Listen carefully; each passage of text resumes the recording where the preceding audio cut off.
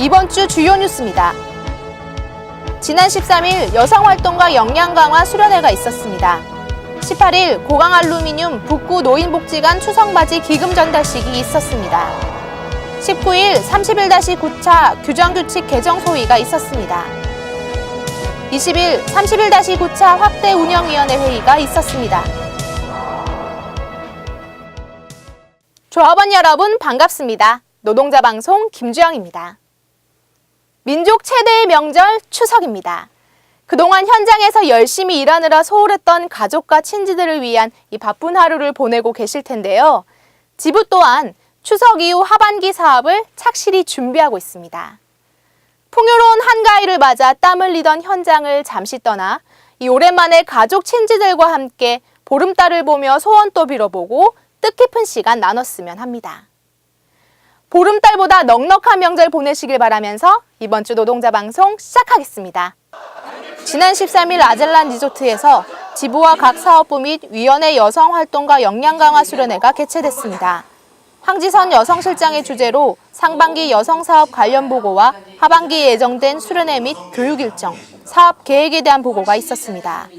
백운호 수석부 지부장은 단체 교섭 후속 조치를 위한 지부의 하반기 사업 일정에 대해 설명하며 조합원들의 고용 안정을 위해 최선을 다할 것이라 말했습니다. 한편 이날 수련회에서는 여성활동가 역량 강화를 위한 스피치 교육과 금속노조 김현미 부위원장의 성평등 관련 교육이 진행됐습니다. 지난 13일 지부장실에서 한상균 민주노총 전 위원장 간담회가 있었습니다. 이 자리에서 한상균 전 위원장은 가장 열악한 노동자의 삶을 개선하는 것이 노동운동의 과제라며 목표에 대한 구체적인 계획과 실천이 필요하다고 말했습니다. 이에 하부영 지부장은 출소 기자회견에서 위원장님이 밝혔던 새로운 노동운동에 대해 공감한다며 노동자들의 미래를 위해 함께 나아가자고 밝혔습니다. 한편 간담회 이후 하부영 지부장과 한상균 전 위원장은 김종훈 국회의원의 책 현장 출간 기념 북콘서트에 함께 참여하고 일정을 마무리했습니다. 지난 17일 울산시청 프레스센터에서 울산강제징용 노동자상 건립추진위원회 발족 기자회견이 있었습니다. 추진위에는 민주노총과 한국노총을 비롯해 4개 지역정당과 우리결의 하나되기 운동본부 등 14개 시민단체가 참여하고 있습니다. 이날 추진위는 노동자 역사를 바로 세워 새로운 미래를 맞이하는 차원에서 건립추진위원회를 발족한다고 밝혔습니다. 이어 19일 지부 윤동현 부지부장이 참석한 가운데 민주노총 울산본부에서 통일위원회 회의를 열어 노동자상 건립사업 점검 및 향후 계획에 대해 논의했으며 3.1절 100주년 기념일까지 사업을 마무리할 것을 결의하며 회의를 마쳤습니다. 지난 18일 지부 조직실과 사회연대실은 장기투쟁 사업장인 고강알루미늄 지회를 방문했습니다. 고강지회는 사측의 일방적인 단체 협약 폐지와 직장 폐쇄 단행에 맞서 전면 파업을 벌이고 있으며 지부는 투쟁 중인 고강지회를 지지하고 연대할 것을 밝히며 투쟁기금을 전달했습니다. 한편 같은 날 오후 박두영 부지부장과 사회연대실은 북구 노인복지관을 찾아 추석맞이 사회공헌기금 1억 6,100만 원을 전달했습니다. 이날 지부 관계자들과 소재사업부 봉사단은 저소득층 어르신 100여 세대에 전달할 생필품 선물을 준비했으며 지역사회 일원으로서 소외계층에 대한 사회적 책임을 다할 것이라 밝혔습니다. 지난 18일부터 20일까지 경주 아젤란 리조트에서 하반기 교육위원회 역량 강화 수련회가 개최됐습니다. 이날 하부영 지부장은 민주노조 운동이 31년 차를 맞이해 노동운동은 어느 방향으로 가야 하는지 이 자리에 참석한 교육위원들과 허심탄회한 얘기를 나눴습니다. 2018년 하반기 수련회에서 1일차는 공통교육으로 그리고 2, 3일차는 맞춤교육으로 진행됐습니다. 지난 19일 지부 대회의실에서 31-9차 규정규칙 개정 소위가 개최됐습니다. 이날 회의는 권병석 사무국장의 주재로 각 사업부 및 지역위원회 위원들이 모인 가운데 지난 5월부터 진행해왔습니다.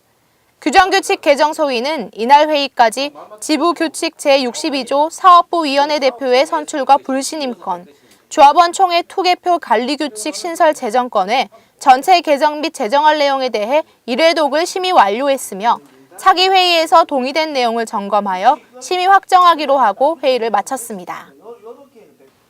지난 20일 지부 대회의실에서 박도영 부지부장과 홍용구 정책실장 및 각 사업부 노안 담당자들이 참석한 가운데 비가동 요인 최소화 지부 대책위 회의가 진행됐습니다. 이번 회의에서는 고소고발 사례가 다수 발생하는 의장공장 중심의 비가동 유형별 조치 사례 자료 검토를 통해 불필요한 논쟁을 배제하고 합리적인 기준을 마련하기 위한 논의가 진행됐습니다. 박도영 부지부장은 지부 대책위 회의를 통해 현장 의견을 충분히 수렴해 상황에 맞는 기준을 만들고 노노 갈등이 발생하지 않도록 해야 한다고 말했습니다. 한편 지부 대책위는 비가동 요인 최소화를 통해 고소고발, 손배 가압류 철회 및 해고자 없는 현자 지부를 만들어 나갈 것이라 밝혔습니다. 지난 20일 지부 대회의실에서 31-9차 확대 운영위 회의가 열렸습니다. 이번 확대 운영위에서는 각 사업부와 위원회에서 올라온 18년 3, 4분기 노사협의회 안건인 주 52시간 대책 마련건, 증조 증반 신설건 등의 안건이 심도 깊게 논의됐습니다. 이날 확정된 노사협의회 안건이 사측에 전달됐으며 지부는 조합원들의 고용과 복지를 위해 3, 4분기 노사협의회를 진행하겠다고 밝혔습니다. 운전을 하다가 자동차 사고를 경험한 분들이라면 자동차 보험으로 사고 처리를 해보셨을 겁니다.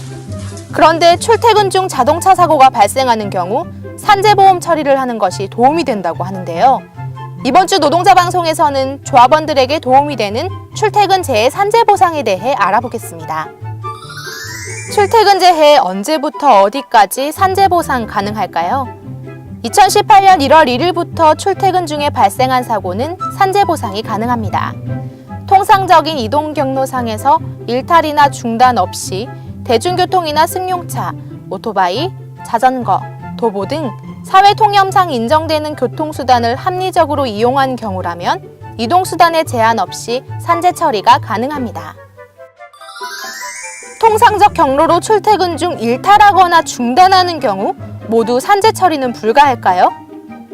원칙적으로 통상적인 경로를 벗어나 발생한 사고는 업무상 재해로 보지 않지만 일용품 구매나 직무 관련 교육, 훈련 수강, 선거권 행사 등 통상적 경로 이탈 사유가 필요한 행위일 경우에 한해 업무상 재해로 인정됩니다. 신청은 어떻게 하면 될까요?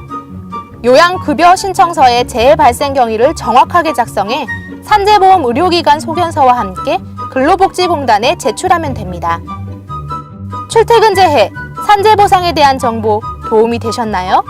하지만 무엇보다 중요한 것은 사고가 발생하지 않는 것입니다. 조합원 여러분 모두 안전한 출퇴근길 되시길 바랍니다. 조합원 동지 여러분께 추석 인사 드립니다. 더도 말고 덜도 말고 한가위만 같아라는 말처럼 풍요의 계절을 맞이하는 추석은 우리 민족 최대의 명절입니다. 지난 여름 사상 최신 기록을 세우는 폭염과 이상기후로 인해 조합원 여러분께서 많이 힘드셨을 것입니다. 이번 추석 명절은 가족과 함께 무더위에 지친 몸과 마음을 다스리는 연휴가 되기를 바랍니다.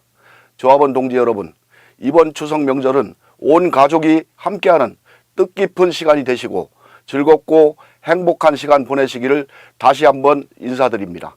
명절 이후에 건강한 모습으로 다시 뵙겠습니다. 운전 조심하시고 고향길 잘 다녀오십시오. 감사합니다. 추석을 앞두고 지난 14일 반가운 소식이 있었습니다. 9년 동안 해고됐던 쌍용차 해고자 119명을 전원 복직시키기로 합의했다는 소식인데요. 김득중 금속노조 쌍용차 지부장은 합의 이후 대한문 쌍용차 분향소를 찾아 이 회사와 체결한 복직 합의문을 재상에 올렸습니다. 지난 2009년 정리해고 사태 뒤 30여 명의 조합원과 가족들이 숨지면서 이 힘든 시간을 견뎌온 쌍용차 동지와 가족들에게 98년 정리해고의 아픔을 겪었던 노동자로서 지부는 이번 합의에 대한 환영의 인사를 전합니다. 그럼 이번 주 노동자 방송 여기서 마치겠습니다. 감사합니다.